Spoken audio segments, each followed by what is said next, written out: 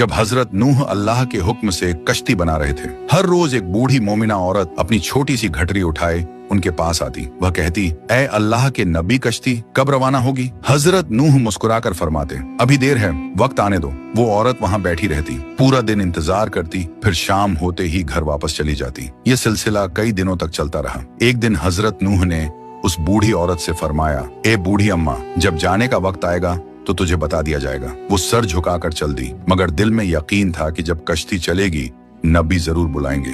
वक्त गुजरता गया, फिर अल्लाह का अजाब आ गया। जमीन पर तूफान बर्पा हो गया, पानी हर तरफ फैल गया और हजरत नूह की कश्ती रवाना हो गई। लेकिन हजरत नूह उस औरत को बुलाना भूल गए। जाहिरी तौर पर ऐसा ही हुआ। तूफान थम गया, समंदर की लहरें रुक गईं। कुछ वक्त बाद हजरत नूह के दिल में ख्याल आया कि चलो उस शहर को देखा जाए जहां से सब कुछ शुरू हुआ था। वो कश्ती से उतरे और शहर की तरफ चल दिए। जब शहर पहुंचे तो देखा हर तरफ वीरानी और तबाही है, मगर एक कोने में एक झोपड़ी से रोशनी आ रही थी, एक दिया जल रहा था। हजरत नूह हैरान हुए, इतना बड़ा तूफान आया, सब कुछ डूब गया, लेकिन ये दिया कैसे जल रहा है? उन्होंने जोर से अल्लाहू अकबर कहा। झोपड़ी का पर्दा उठा, वही बूढ़ी औरत घटरी उठाए बाहर आई और मासूमियत से बोली, या नबी अल्लाह, क्या कश्ती अब तैयार है? चलें। हजरत नूह की आंखें हैरत से फैल गईं।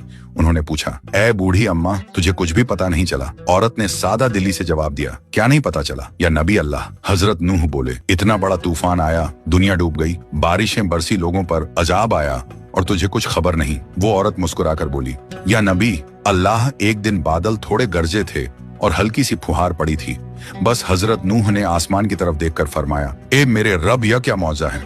तब अल्लाह ताला ने उन पर वही नाजिल फरमाई, ए मेरे प्यारे नबी, इस औरत के दिल में तुम्हारी मोहब्बत थी और तुमने इससे वादा किया था कि जब कश्ती रवाना होगी तुम इसे ले चलोगे। तुम अपना वादा भूल गए, लेकिन मैं रब्बुल आलमीन तुम्हारे वादे का भी जिम्मेदार हूँ। मैंने अपने अजाब को इस तक पहुँचने ही नहीं दिया। इसे एहसास तक नहीं हुआ कि कैसा अजाब आया और कब चला गया। ये वक़िया इमाम सज्जाद से रिवायत के तौर पर मशहूर है, मगर कुरान या सही हदीस की किताबों में साबित नहीं। ये सिर्फ इबरत और मोहब्बत का सबक देने के लिए सूफियाना